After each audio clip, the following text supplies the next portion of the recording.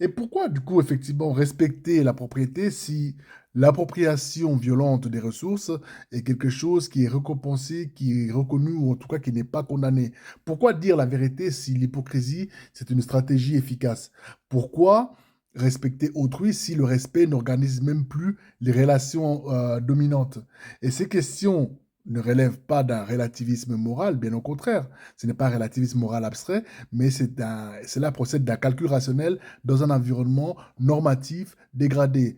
Et Thomas Hobbes avait déjà montré que l'ordre politique repose sur la crédibilité des règles. Lorsque cette crédibilité disparaît, part en fumée, la défiance devient ce qui est rationnel et la violence préventive devient une simple stratégie de survie. Et les nouvelles générations, que vont-elles penser de ce cynisme au sommet du pouvoir? Le basculement que l'on observe, effectivement, vient affecter particulièrement les nouvelles générations.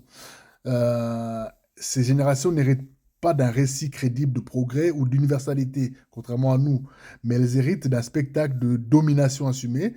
Ce sont des générations qui apprennent moins par les discours que par l'observation des comportements récompensés, notamment dans les réseaux sociaux.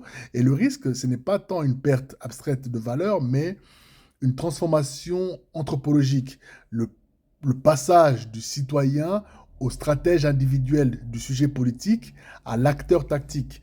La société cesse dès lors d'être une sorte d'espace de coopération conflictuelle pour devenir un champ de calcul concurrent.